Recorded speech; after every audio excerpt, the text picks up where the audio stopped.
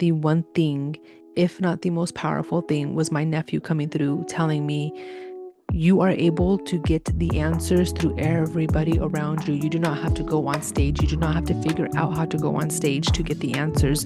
Look at the people around you. Listen to the podcasts. Read the books. Right now, your gauge is right here. So this is as far as you're going to go. You've set the bar.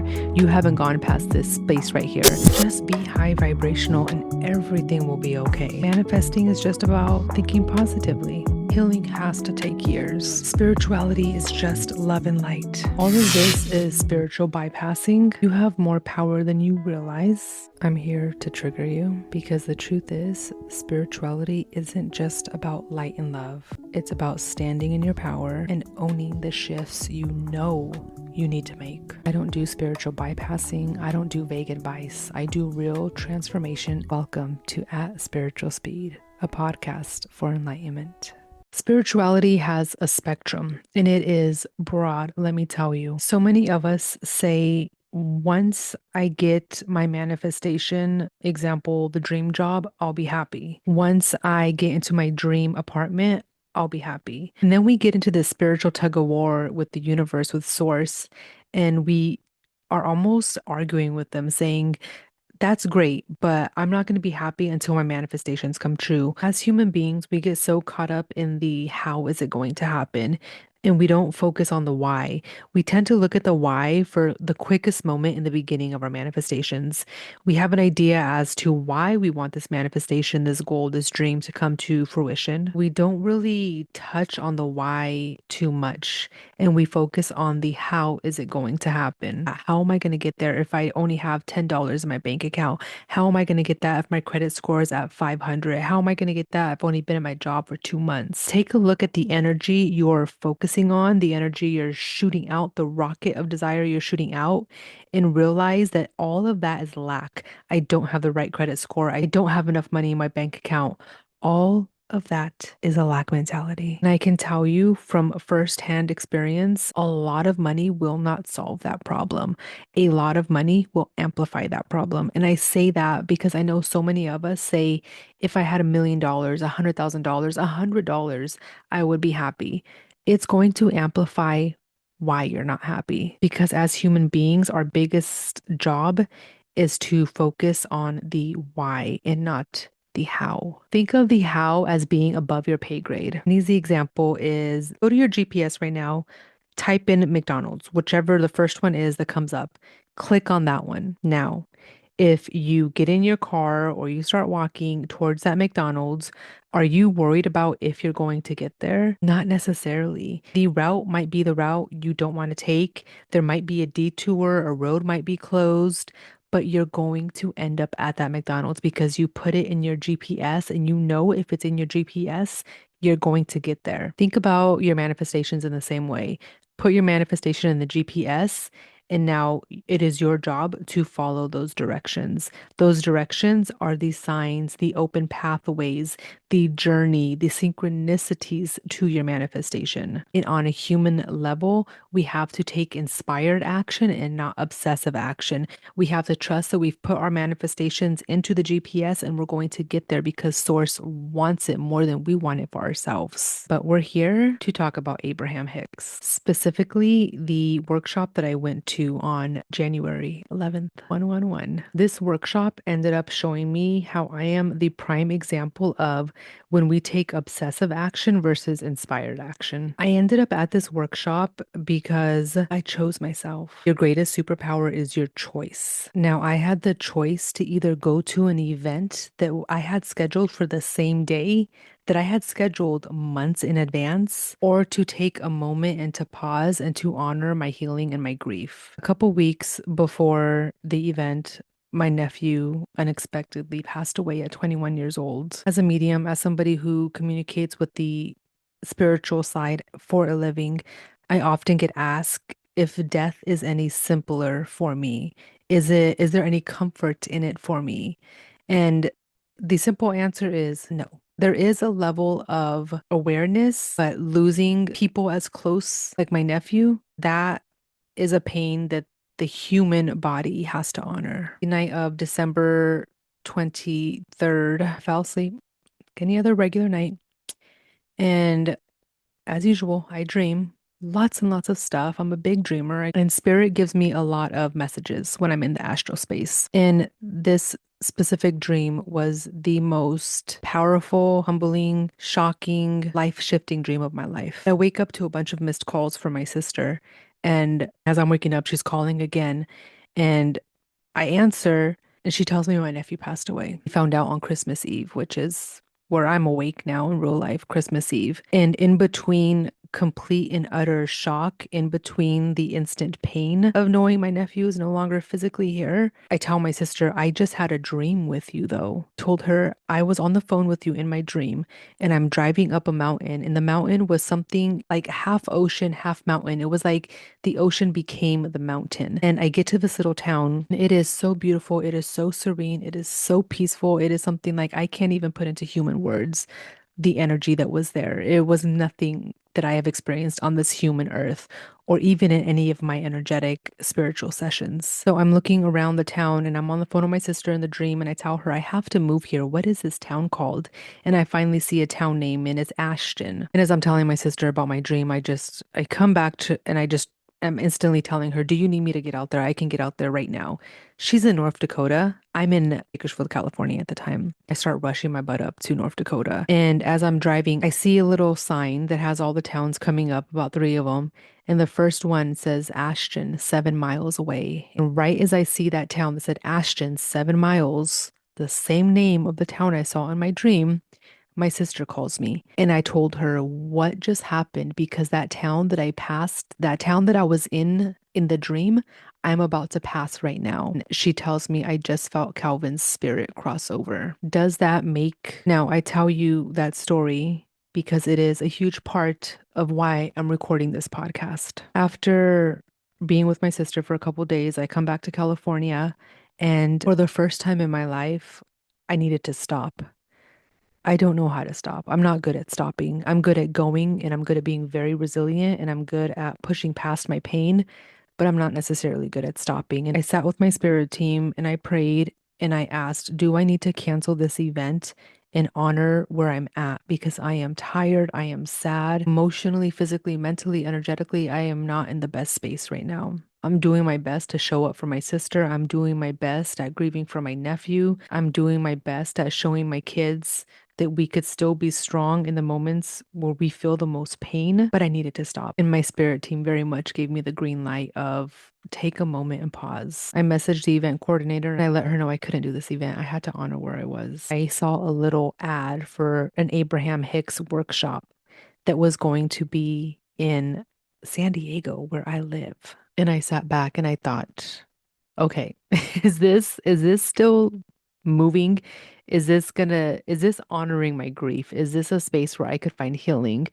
And again, I got a really, really big yes. So I decided to go to the workshop. It was more than I could have ever asked for. I got more out of that workshop than I think I have in the last year. If you're thinking about going to an Abraham Hicks, Esther Hicks workshop, I highly suggest investing in yourself and going. Now, for those of us that know Abraham Hicks, I've gotten a lot of questions about is it worth it? What was it like? What happened? Funny thing is, I didn't go on stage, but every single one of my questions was answered. Now, going back with that, doing the human thing and trying to figure out the how and trying to obsess, or not trying, actively obsessing over getting on stage. How am I going to get on stage? I got to get to the front row. I got to get there hours early to the front row. I'll post a picture right here so you can see I was front and center. Well, not center, but I was front to the left.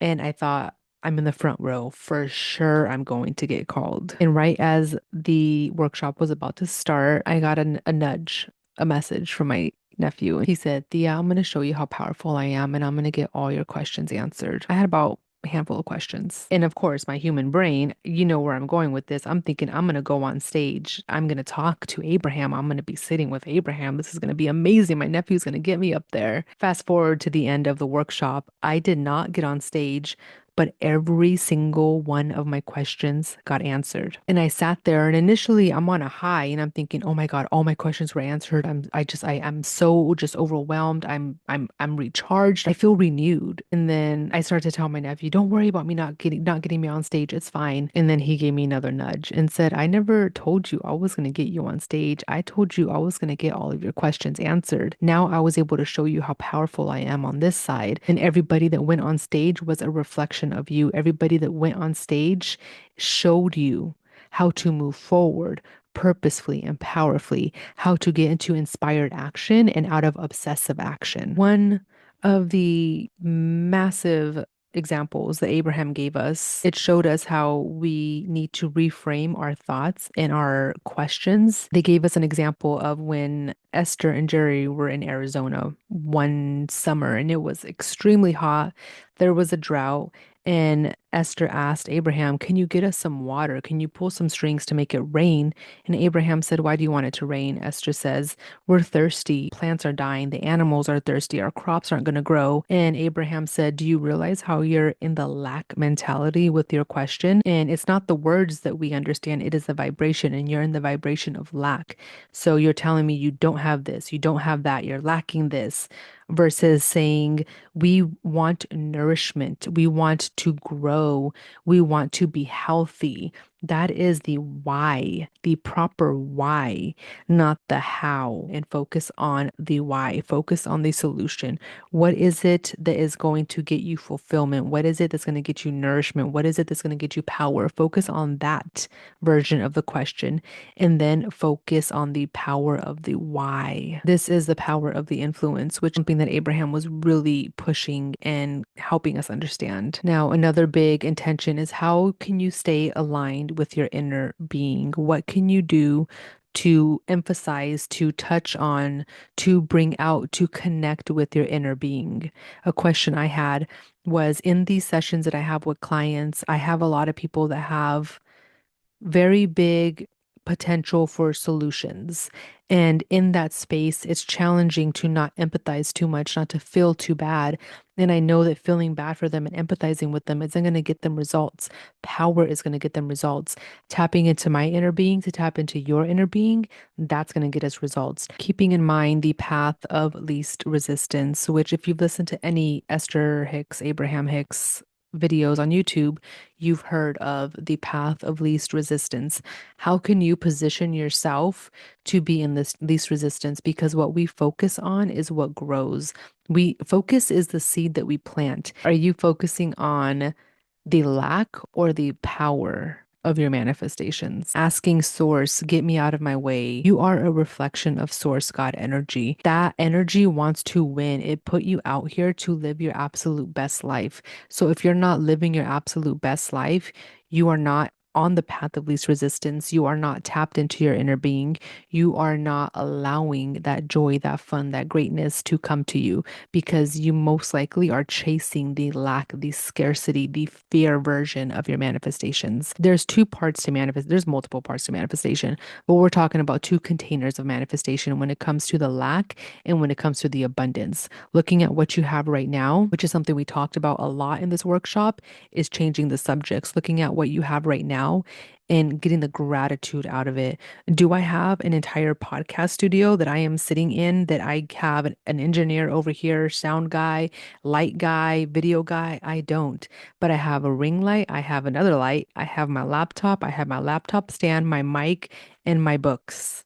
I have more than enough right now, and I'm finding so much joy in this space and so much gratitude in this space. And one day I'll look back at this space and I will be thinking, gosh, that was one heck of a journey. And I was in so much joy, and I was in least resistance, and I was in fun, and I was in charge. I was owning my space, and being in charge is writing a list of gratitude. You have the choice. Your greatest superpower is your choice. Write a list of gratitude for what you have right now, not for what you don't have, not for your goals, not looking too far ahead, but being here and being present. Because all of this energy, all of this gratitude, that is what's going to get me that podcast studio. Every single thing that you want truly exists. We have multiple timelines we could tap into. I want you to focus on the why and not the how.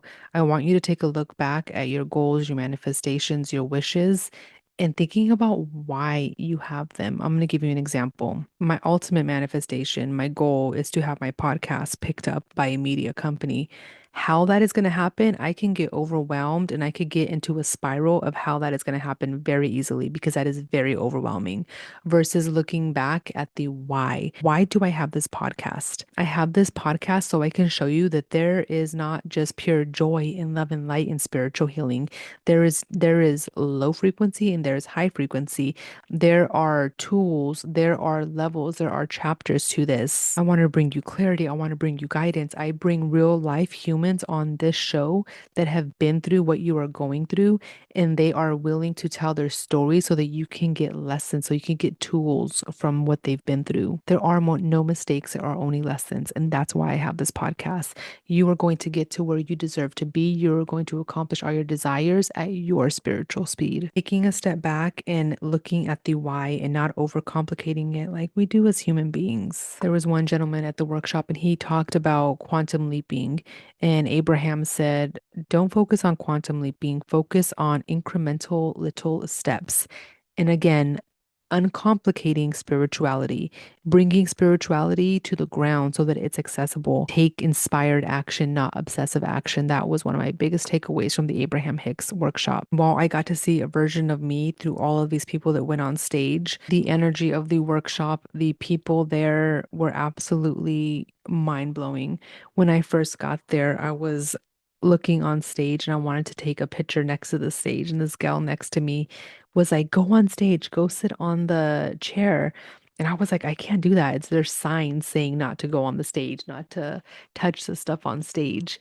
And she was like, who cares? Do what you want. That makes you happy. Go do that. And while I'm here for the idea, the energy of what she was saying, I'm very much a rule kind of gal. The energy of what she was saying, if you want it, go get it. I went and I stood next to the stage and I took a picture, which I'll put right here to show myself I am bold. And I stood in front of the crowd that was there already. There were quite a few people there at that point.